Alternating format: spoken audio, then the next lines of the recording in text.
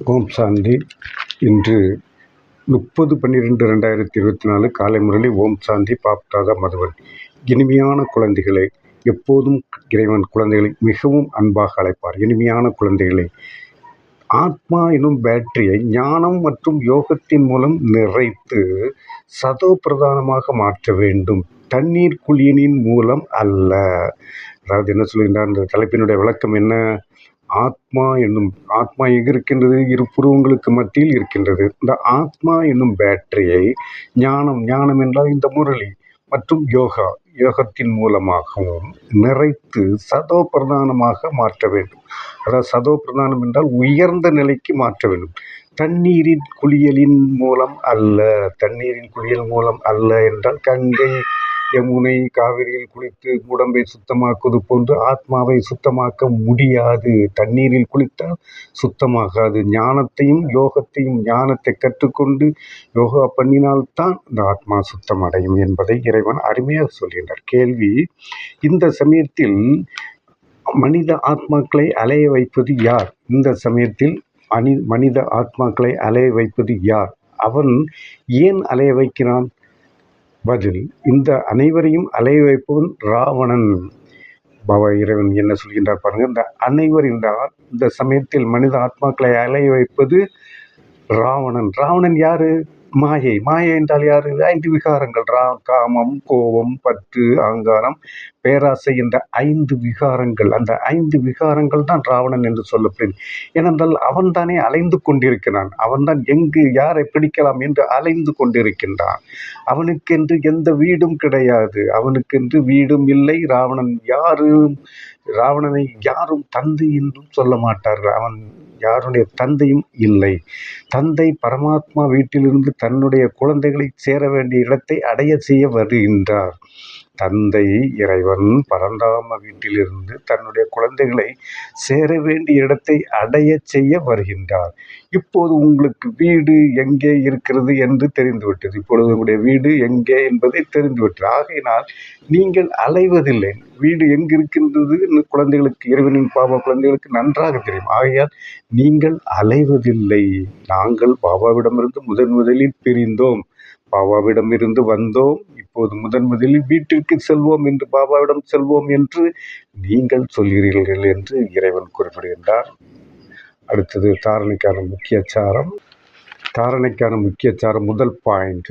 1. தேகத்தின் அனைத்து சம்பந்தங்களையும் விட்டு ஆத்ம சகோதரர்கள் இந்த நிச்சயம் செய்து கொள்ள வேண்டும். மேலும் பாபாவை நினைவு செய்து முழு ஆஸ்திக்கும் அதிகாரி ஆக வேண்டும். என்னுடைய விளக்கம் என்னவென்றால், தேகத்தின் அனைத்து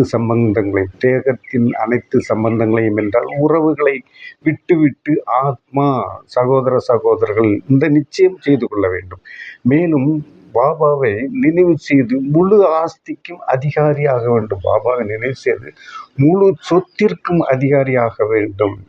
2. இப்போது பாவ ஆத்மாக்களோடு கொடுக்கல் வாங்கல் வைக்கக்கூடாது. பாவ ஆத்மா என்று தெரிந்தால் அந்த ஆத்மாவோடு தொடர்பே இருக்கக்கூடாது. கொடுக்கல் வாங்கல் இருக்கக்கூடாதுனால் தொடர்பே இருக்கக்கூடாது. உங்களுக்கு நன்றாக தெரியும் எந்த ஆத்மா எப்படிப்பட்ட ஆத்மா என்பது. நன்றாக ராஜயோகத்தை கற்றுக்கொண்ட பாபாவுக்கு, இறைவன் குழந்தைகளுக்கு நன்றாக தெரியும். அந்த குழந்தைகளோடு தொடர்பு வைத்து கொள்ளக்கூடாது. அஞ்ஞான உறக்கத்தில் இருந்து அனைவரையும் விழிக்க செய்ய வேண்டும். அஞ்ஞான உறக்கத்தில் ஞானிகள் ஞான யோகத்தை கற்றுக்கொண்டு தெளிவாக இருப்பார்கள். இந்த அஞ்ஞான உறக்கத்தில் இருக்கும் அனைவரையும் விழிக்க செய்ய வேண்டும். சாந்திதாமம், சுகதாமம் செல்வதற்கான வழியை சொல்ல வேண்டும். அவர்களுக்கு சாந்திதாமம், சுகதாமம் செல்வதற்கான வழியை சொல்ல வேண்டும். அப்போதுதான் அவர்கள் விழித்துக் கொள்வார்கள். வரதானம். மனம் புத்தியின் ஏகாக்கிரதா மூலம் சர்வ சித்திகளையும் பெற்று சதா சக்திசாலி ஆத்மா ஆகுக.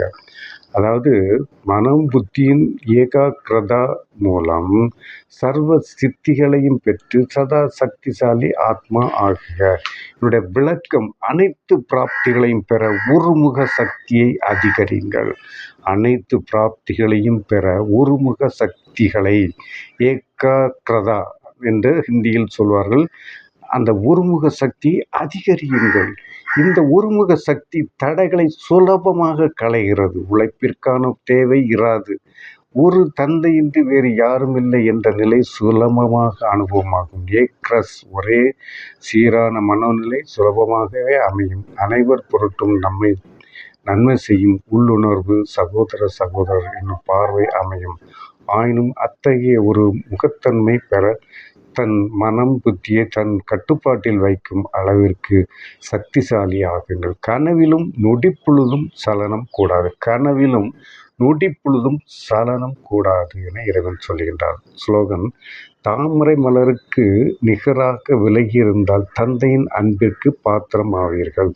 தாமரை மலருக்கு நிகராக விலகி இருந்தால், தாமரையிலே தண்ணீர் ஒட்டாது, அப்படி தண்ணீர் ஒட்டாமல் இருப்பது போன்று நாமும் இருக்க வேண்டும்.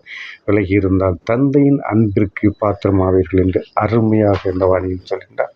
முழு வாணியும் நன்றாக படித்து பயன் பெறுங்கள். யார் எதை சொன்னாலும் நாம் இறைவனோடு தொடர்பு இருக்க வேண்டும். மனிதர்களுடைய தொடர்பு இருக்கக்கூடாது. இறைவனுடைய தொடர்பில் இருந்து இந்த முரளியை, இந்த ஞானத்தை கற்றுக்கொண்டு யோகம் செய்தால் வாழ்க்கை நன்றாக அமையும். யாருடைய தயவும் எதிர்பார்க்க வேண்டிய அவசியம் இல்லை என்பதை இந்த முரளியின் மூலமாக சொல்கின்றேன். முடிந்த அளவு நீங்கள் பிரம்மகுமாரிகள் இயக்கத்திற்கு சென்று ஞான யோகத்தை கற்றுக்கொண்டு அடிப்படை வகுப்பில் 7 நாள் அடிப்படை வகுப்பில் சேர்ந்து அடிப்படை 7 நாள் கோர்ஸை முடித்து கொண்டு அமிர்த வேளையில் தினமும் இறைவனோடு தொடர்பு கொண்டு முரளியை 7 மணிக்கு படித்தீர்கள் என்றால் வாழ்க்கை சிறப்பாக அமையும். நன்றி. ஓம் சாந்தி.